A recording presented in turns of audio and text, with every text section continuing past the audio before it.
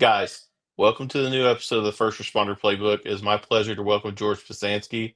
He's a recognized leader in operational excellence with a career spanning more than 30 years in performance optimization, executive coaching, and systematic improvement. He has trained and coached over 10,000 professionals across 6 continents and helped Fortune 500 companies and nonprofits alike drive measurable results. He's the founder of Capacity to Care, a nonprofit encouraging super performers to donate their talent, not just their time, to improve outcomes in their communities. Known for his clarity, candor, and hands-on approach, George is now bringing his best practices to readers everywhere with Superformance. George, thanks for joining me tonight. Oh, no, thank you so much for having me. Yeah. So, George, tell me a little bit about your background. How did you get into, executive coaching, talent development, and what led you down that route? Oh, completely by accident. I, my story, kind of how I ended up where I am, probably goes all the way back to when I joined the military right after college. Didn't have a lot of options in the sense of wonderful career paths. And I really loved my activities with ROTC. And I knew I was going to, join, but I thought I would be a reserve officer and decided that I really wanted to go on active duty and had that opportunity, thankfully, to be able to do that. And it was such a formative set of years for me. And I learned so much from those soldiers. I learned so much about discipline. I learned so much about leadership. And that kind of was a foundation for me that then allowed me to move out of my role as an officer and take on some roles in manufacturing as plant management and kind of supply chain management. And eventually to start working in quality and continuous improvement. And having that experience gave me, this great perspective that I found that I really loved helping people, and that's what I get to do every day. I tell people I've won the life lottery. I get to do what I love every day and have a beautiful family. So very, very That's happy. awesome. I love that. What branch were you in, and then what was your job in the military? Yeah, yeah. It's a very funny story. I was in the army. I was a member of 2-4 Cav, and it was later kind of reflagged as 3-7 Cav as part of the third ID. I was a chemo, so some people in your audience will know exactly what that is. But I was a chemical officer. I graduated from college with a chemistry degree, and the, uh, the the the the the folks that run the RTC program, from day one, told me that I was a marked man, that I was always going to become a chemical officer. And I never really wanted that. I really wanted to be branched infantry or branched armor, something combat arms. But I was very happy to get assigned to a Division Cav squadron. Really exciting, just absolutely wonderful outfit. And through a set of circumstances, I ended up becoming a tank platoon leader. And that was the gift that I was hoping to someday be able to have, is to be able to lead soldiers and learn and understand what that's like. And that was a great experience for me. That's awesome. I, coming from the first responder world, it's very paramilitaristic. Yeah. But a lot of law enforcement guys are veterans as well, and it seems like this theme is pretty common across all of it. Is guys never want to promote. Um, what what changed your mind in that regard? Because I've always been the mindset of you can't really gripe if you don't want to change things. If you don't want to be the person that changes. What Yeah. led you down the leadership route? Yeah, I think it's a great point you're making. That if you continue to do what you've always done, you're always going to get what you got, right? Things are just not going to change. And I think there are people who may not always have the ability. They may not have the time. They may not have the bravery, in all honesty, to sometimes speak up and say things. And those people, I think, your audience, yourself, probably can think of circumstances where they've suffered, that the circumstances that they deal with are really difficult or challenging. The processes that we have to spend time dealing with, especially in the world that your audience lives in, could be dangerous, could be difficult. They're all things that are really challenging. And when we don't speak up, we're accepting that. And that really is kind of the key theme that I really try to help people see is that it's all about changing circumstances. And if we're not willing to change others' circumstances, then we're kind of, sentencing them to live in these very difficult, possibly even dangerous processes. And there's no reason for that. A little voice goes a long way. Wholeheartedly agree. Um, you know, we often see, especially in the first responder world, you get a title and people think that you're a leader, and those are not necessarily the same thing. Anybody can be a leader, but just because you have rank doesn't necessarily make you a leader, in my That's opinion. absolutely. Uh, but what defines success as a leader to you? Yeah, it's such a good question, and it actually goes back to that military story I was telling you. The gunner on my tank who taught me everything. I never went to armor school, and no joke, when I arrived at the motor pool, I was not completely sure which end of the tank went forward because all the gun tubes were over the back deck. So he taught me this, Sergeant Mabry, and it's that if you can't walk away and have this unit still be able to function, you're not leading us. This idea that I have to be involved in every decision, that I have to be able to tell everybody what to do, that I have to be the center of everything that's happening created a dependency. It created a constraint. It created a bottleneck. And everybody was always looking for what the direction was that I wanted to provide. And that immediately limits any type of operation, whether it's manufacturing, first responders, or military. Learning that having standards and having people understand what the standard is, why it's important, and how we can really apply the best practices to be able to achieve the outcomes that we want.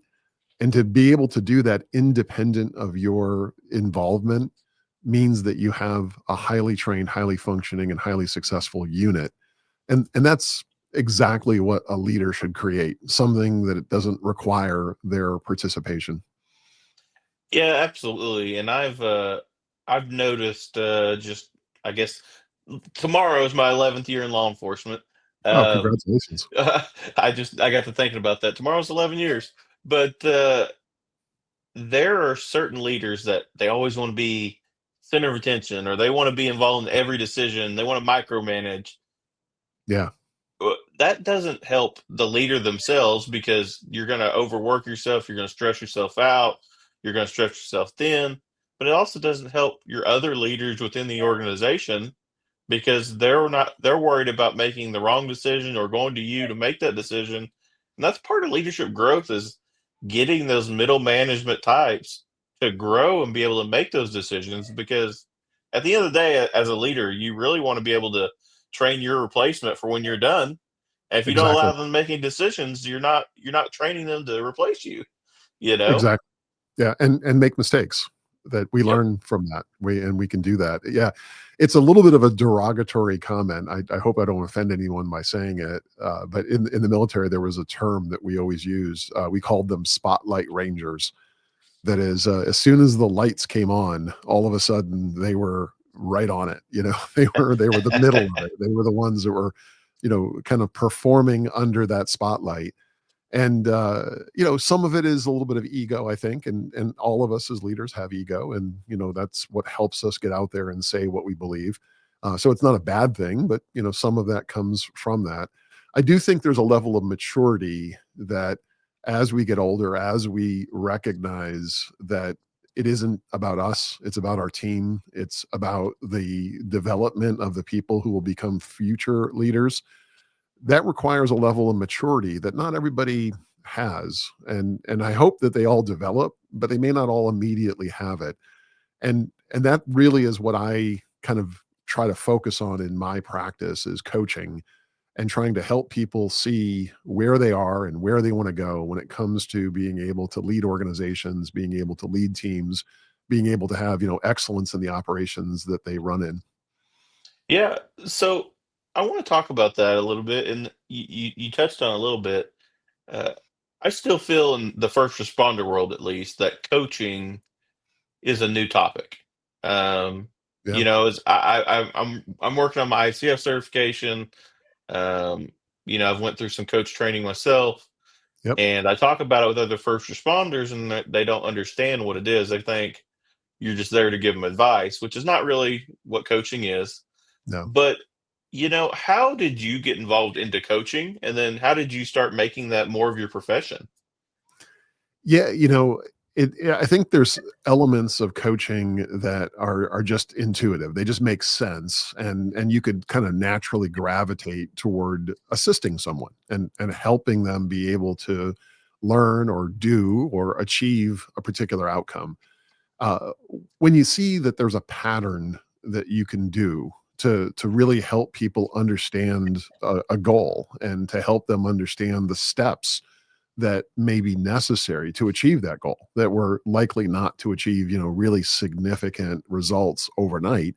They're going to require steps, and they're going to require commitment, and being able to kind of show that mirror to somebody, to be able to help them see where they are and where they're trying to go, is really, really essential. And there's a lot of different frameworks that coaches use, and I have found, a number that are really, really successful. But what I find is the way I may coach an executive, a vice president, or a senior leader in a very large Fortune 500 company, is not the same as the coaching that I'm going to provide an operator working a 12-hour shift, uh, because their needs and the way they approach work are so different.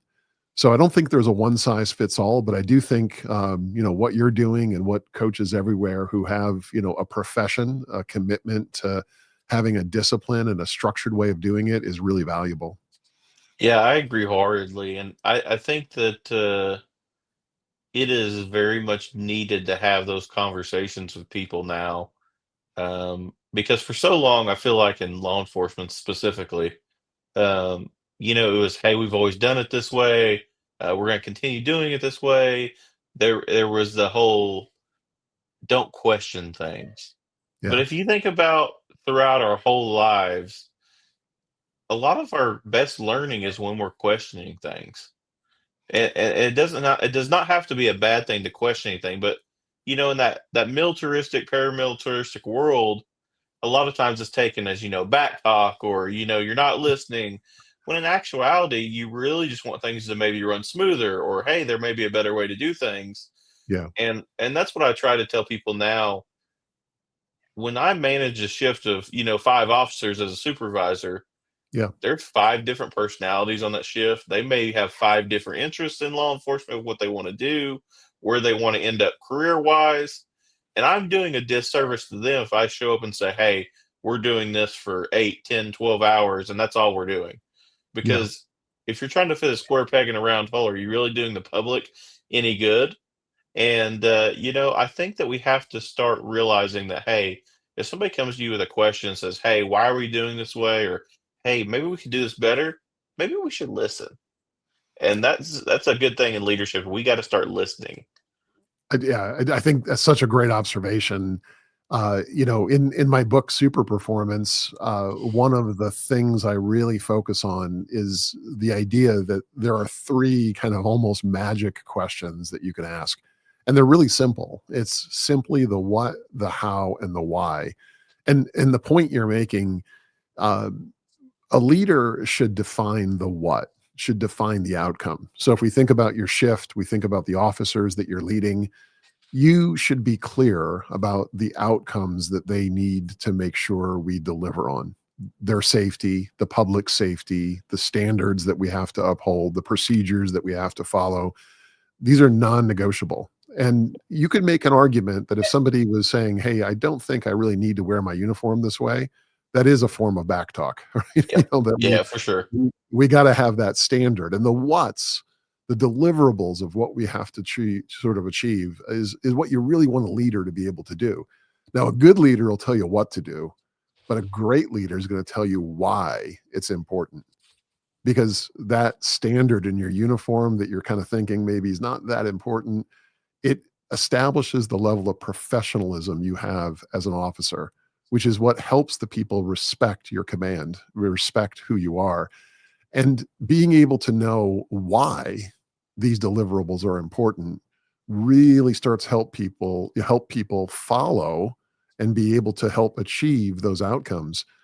Now, the how is the bit that gets everybody a little bit twisted up, because a micromanager is somebody who starts getting involved in the how and starts saying, well, there's a way I want you to do this. Now, like you said, you got 5 different personalities on that shift.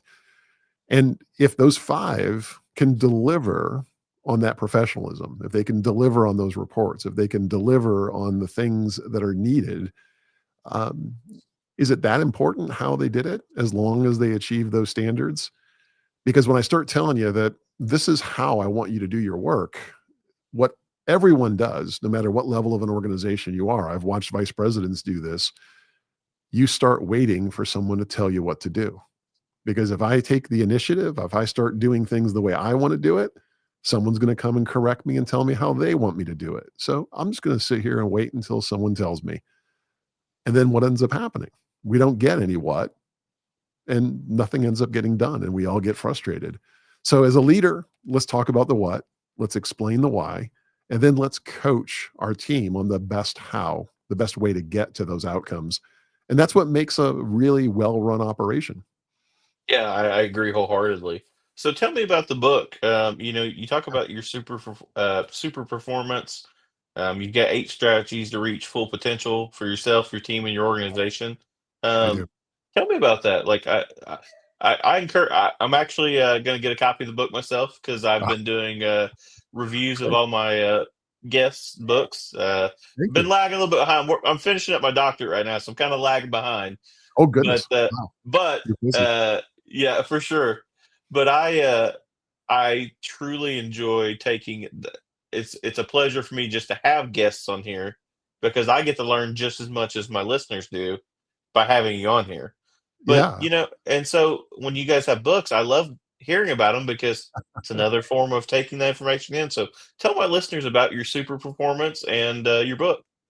Yeah, so it's we have the 8 strategies, and it's about really helping you reach your full potential or helping your team reach your full potential. And for those that may be leading an organization like it sounds like you are, being able to even help your organization reach their full potential. And some of the things that we've already talked about are some of those 8 strategies, like the what, how, and why. We also talk about, for example, the golden hour. And the golden hour is where everything goes well. If you think about all of those shifts over, the 11 years that you've, served our community, I'm going to imagine that there were some pretty rough ones, but I'm also going to imagine that there were some pretty good ones, some pretty amazing ones. And what we tend to do as human beings is we tend to focus on the bad ones. We tend to focus on what went wrong and what are we going to do different and what are we going to do better. And there's nothing wrong with that. We certainly always want to learn from our mistakes.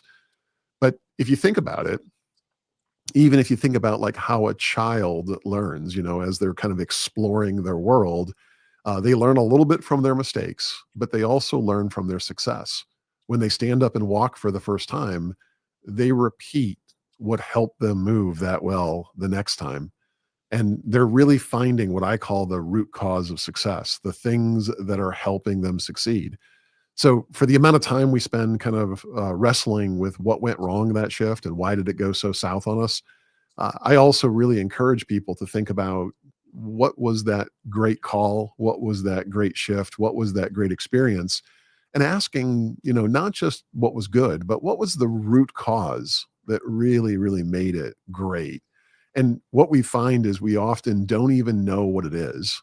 And if we don't know what it is, I have a saying that you cannot sustain what you can't explain. So if I can't explain to you what made a great shift, you're not going to have very many great shifts. But that child learning to walk, although they can't talk, they know what helps them get to the cookie. And that's what they're going to do, right? They're going to double down on what's working. And that is exactly what I think organizations can do to help them reach that full potential. I love that. Um, I kind of want to talk about, you know, performance reviews. It's always been one of those things in law enforcement that it seems like most supervisors go with the compliment sandwich. Yeah. And I kind of to the point now that I kind of feel like that's a outdated relic of how to deliver a performance review. And tell me your thoughts on performance reviews and how we can make those better to help people. Yeah, so in the book, I actually talk about a concept. I call it and strangely enough, for your audience being law enforcement, I call it the prison of expectations. Kind of a weird coincidence for this Yeah. evening. But the prison of expectations is this place that the traditional performance review kind of locks us in. And what do I mean by that? Well, I don't want to get a negative review. I'd like to get a positive review, but I know there are things that I can do in my job better. I could, be more successful. I can complete things more rapidly. I can have fewer mistakes. I can do things, in a much better way. But the thing is, and I think we all know people like this, I don't always do that, because if I started doing that all the time, what's going to happen? They're always going to A, want me to do that great thing, right? exactly. That's going to be the expectation. Exactly. So what ends up happening is, as a leader, what do you want? You want the best from your team. You want the best from your people. And what ends up happening is if they do give you their best, what's going to end up happening is you're now going to expect that best. And that means that you're going to start bringing some negative comments when they're not doing that well. So they immediately start hedging. They start pulling back and saying, I'm going to do what I know I can successfully, consistently do. So you can't ever hassle me. You can't ever kind of come and tell me that I'm not doing, because that's what's expected. That is what I call the prison of expectations. It's what prevents individuals, it prevents teams, prevents organizations from really getting to their full potential. If I wanted to get the most out of the 5 officers that you're leading, I would really encourage them to not always succeed, to try things that they have, kind of the honest intent to be able to do a better way, to do things differently, with some guardrails. We don't want the Wild West, but it's okay to experiment. It's okay to try things. It's okay to stretch yourself to try to achieve something that you may or may not be able to completely get there, but we at least left it on the field. We didn't sit on the bench hoping to score. As a leader, if you let your people be willing to fail, and then making sure as a leader they're learning from that failure. And I think this is true in law enforcement. I actually got recalled in the military, back into the reserves during the Kosovo engagement, and I got assigned to a military police battalion. So I'm a chemical officer who spent most of his career as an armor officer, who is now, kind of in a military police battalion. So, you That's know, awesome. completely out of my element. But all of the soldiers that were in that battalion, for the most part, were police officers of some size, shape, or form. So I feel like I really got to know some of that community. And the thing about that, the thing that's happening is they all want to succeed, but they also are in a system that if they don't succeed, where they get marked negatively, it could affect the rest of their career, could affect their future opportunities, affect them, in a whole kinds of ways. So being able to kind of change that system, to be able to kind of think about performance reviews, not as what did you do wrong, but also not as a compliment sandwich, where you're saying all the things you're doing right. It's going to be, how much did you go out? How much did you put yourself out there? How many things did you try? And, we always used a system called AAR, the after action review. I think this is kind of common in, your world as well. Um, it really is about that, isn't it? It's about, we put it all out there, we left it all in the field. Let's talk about what went well, what we're going to do again next time, what's going to become SOP, what's going to become standard pack out, but also what went wrong and what are we going to try or do differently. If I could be king for the day, where I could do anything I want, because I know there's a lot of constraints and policies and politics and things, I would change that performance review system to really be a measure of how much you get out of the AAR. How much did you learn and keep? How much did you learn and correct? And that's what I really want to encourage, because that's going to help you reach that full potential. Yeah, I agree with you because it seems like at most places your performance review is a check the box of their minimum expectations of where you should be at. Yeah. Um, and you actually touched on it. And I was going to get there. Is I love the after action reviews because I think they're so vital in that a lot of times, we'll have a critical incident Yeah. and it could have went better. But if you Yes. don't debrief and talk about it, how do you know what could have been done better? Or hey, it actually went really well. This is why it went well. This is something maybe we should use moving forward. You get those little nuggets of information if you don't ask. Yes. You don't debrief with your people. And that's what I try to tell people that are new supervisors is don't get caught up in doing what you were doing beforehand and saying, hey, I'm just a cop, I'm out here catching bad guys. Care about your people, get involved in these incidents that they're at, make yourself seen, make yourself, like they want your supervisor to show up and back them up and learn about them. And I agree with you wholeheartedly. Officers, especially the frontline people, they have career goals just like your supervisor does, or hey, they may want to get in a specialty unit, or hey, I may want to be a canine officer. We all have Let them families to feed. Yeah, let them get out there and go work traffic, for a day. And hey, you Yeah. might mess up something, but let's correct that. Like, let's push you a little bit towards that goal you want to get to instead of just saying, hey, man, I really want you to go patrol neighborhoods all day and stay in there and not stop any cars. You're not really helping him. I mean, you're still going to be seen stopping cars. And so I wholeheartedly agree with what you said. Yeah. And those are small things that anybody can do. It to is. ma- It's just a change in attitude, right? It's just a change in perspective, thinking of it differently. Brent, the definition of collaboration, like where we are really truly working together, because that a good leader is going to create that environment where we're listening, but we're also learning. That's what we're talking about, right? Is that listening and learning. The definition of collaboration is the ability to speak your mind, to tell, because that's what makes the AAR work. Because if we get in that room and everyone just clams up and doesn't have any, even though everyone in their mind knows that that was really effed up, what just happened, no one's going to talk about it. Well, that's not speaking your mind. That's not giving your voice. But at the same time, as you speak your mind, you've also got to be willing to listen. So when you have a situation where, that subordinate, that young officer is open-minded, isn't, kind of what I call on Mount Stupid, where they are just so early in their career, they think they know everything. If they're not there in that place where they're really saying, okay, I get it. I have so much to learn, and I'm going to take the opportunity to listen to what you have to say.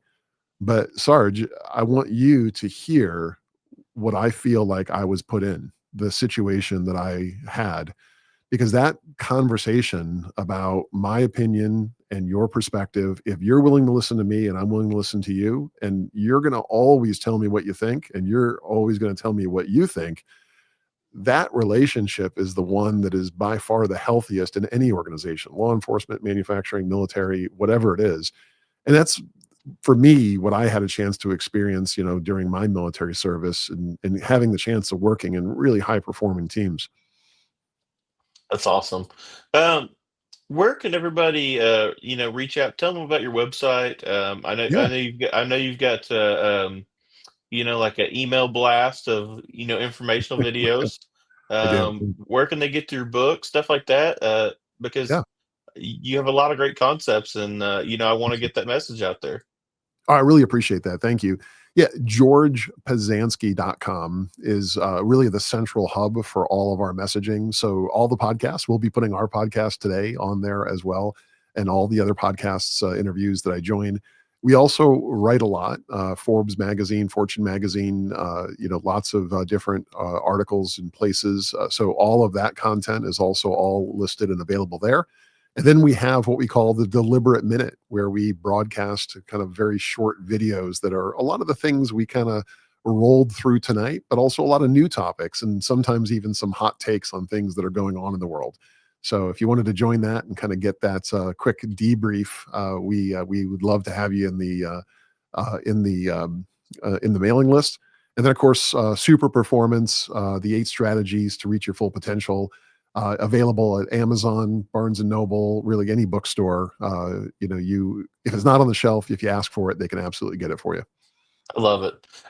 George, I'm doing one new thing recently on my podcast as I Mhm. wrap them up.